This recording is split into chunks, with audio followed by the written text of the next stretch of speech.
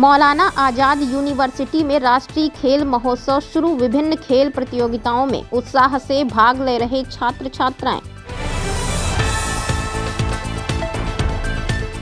भारत ने 2030 Commonwealth games की मेजबानी के लिए लंदन में प्रस्ताव सौंपा। ब्रिटेन सरकार को कोर्ट से बड़ी राहत। असाइलम चाहने वालों को होटल में रखने का नियम बरकरार। रूस के राष्ट्रपति पुतिन और पीएम मोदी सोमवार को एससीओ शिखर सम्मेलन के दौरान मिलेंगे। दिसंबर में भारत आएंगे रूस के राष्ट्रपति व्लादिमीर पुतिन। रेलवे बोर्ड ने 21 सितंबर से 30 नवंबर तक 150 पूजा स्पेशल ट्रेनें चलाने का ऐलान किया।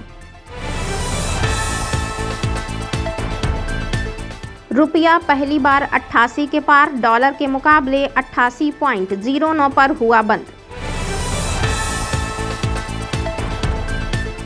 अमेरिका ने यूएन महासभा से पहले पीएलओ और पीए के सदस्यों के वीजा रद्द करने का फैसला किया। घटते व्यापार के चलते बांग्लादेश ने 3 निष्क्रिय भूमि बंदरगाहों को बंद करने का ऐलान किया। हिमाचल के कांगड़ा, मंडी, सिरमौर और ऊना में अगले 18 घंटों में भारी बारिश की आशंका। पीएएसएल स्कैम। यूपी ईओडब्ल्यू ने पल्स कंपनी के डायरेक्टर गुरजंत को मोहाली से अरेस्ट किया। दिल्ली नोएडा बॉर्डर पर भारी जाम। सरिता विहार से कालिंदी कुंज तक वाहन रेंगते दिखे। जम्मू कश्मीर में एलजी ने वैष्णो देवी रूट पर भूस्खलन की जांच के लिए 3 सदस्यीय कमेटी गठित की। पीएम मोदी राष्ट्रपति जिनपिंग के बीच एससीओ समिट से इतर 2 बार हो सकती है मुलाकात। पीएम मोदी के लिए अपशब्द बोलने वाले रिजवी को 14 दिन की न्यायिक हिरासत में भेजा गया।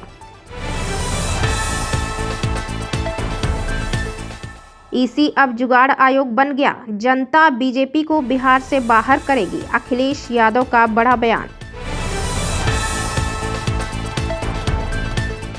अमेरिकी राष्ट्रपति ट्रंप ने कमला हैरिस की सीक्रेट सर्विस सुरक्षा रद्द की।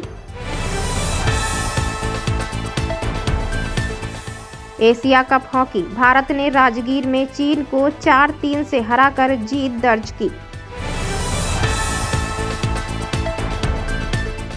डॉलर के मुकाबले सबसे निचले स्तर पर पहुंचा रुपया। 64 पैसे गिरकर रुपए 88.29 पर बंद। बैटरी सेक्टर में जापान भारत जापान मिलकर काम करेंगे। टोक्यो में बोले पीएम मोदी। भारत जापान के बीच ग्रीन एनर्जी पर बात हुई। टोक्यो में पीएम मोदी का बड़ा बयान। भारत जापान में रक्षा सहयोग बढ़ाने पर जोर। टोक्यो में बोले प्रधानमंत्री मोदी। अगले 10 साल के लिए जापान के साथ रोड मैप। टोक्यो में पीएम मोदी का बयान। भारत और जापान के बीच डिजिटल साझेदारी समेत कई समझौतों पर हस्ताक्षर हुए।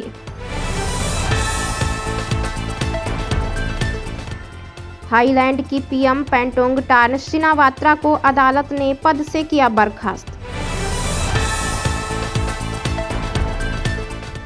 गाजा पट्टी से बंधक बनाए गए इलान 20 का शव बरामद किया गया। इजरायली पीएमओ का दावा। अमित शाह सोमवार को जम्मू जाएंगे। क्लाउड बर्स्ट प्रभावित क्षेत्रों का हवाई सर्वे करेंगे। भारत की जीडीपी में बढ़ोतरी। उम्मीद से बेहतर रहा प्रदर्शन। पहली तिमाही में 7.8% रही। भारत की Q1 जीडीपी 7.8% रही, पिछले तिमाही के 7.4% की तुलना में अधिक दर्ज। गुजरात के कुछ हिस्सों में आज भारी बारिश होने की संभावना, मौसम विभाग का दावा। पीएम मोदी ने जापानी स्पीकर नुकागा संग मुलाकात में अर्थव्यवस्था AI पर चर्चा की। कटरा में भारी बारिश के बाद वैष्णो देवी यात्रा चौथे दिन भी स्थगित रही। अखिलेश ने सरकार को चेताया, चीन से सतर्क रहें, राष्ट्रीय सुरक्षा से ना हो समझौता।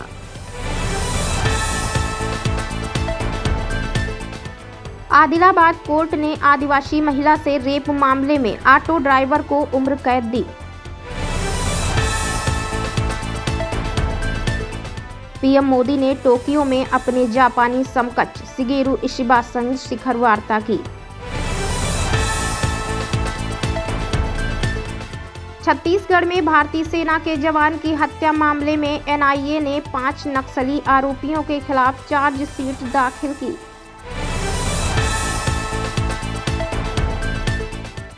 टेक्निकल गड़बड़ी के कारण स्काई वेस्ट एयरलाइन की सभी फ्लाइट्स पर लगी रोक।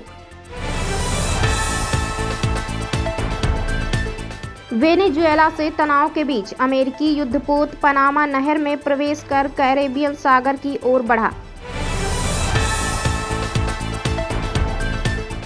जम्मू कश्मीर के रियासी में भूस्खलन, 7 शव बरामद, कई लोगों के दबे होने की आशंका।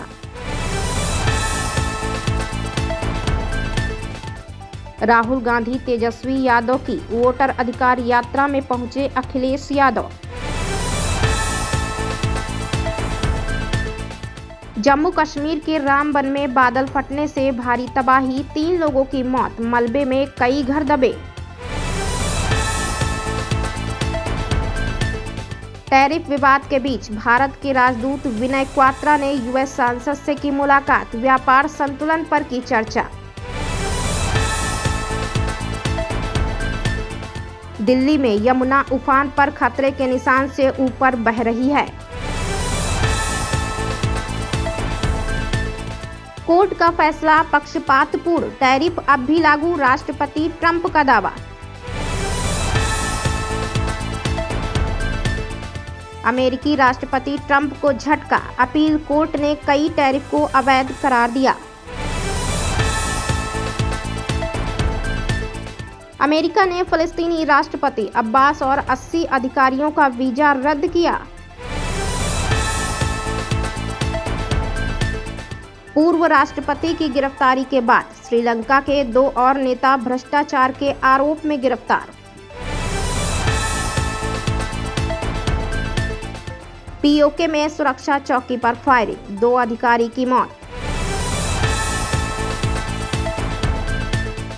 जापान में आज द्विपक्षीय शिखर सम्मेलन में शामिल होंगे पीएम मोदी।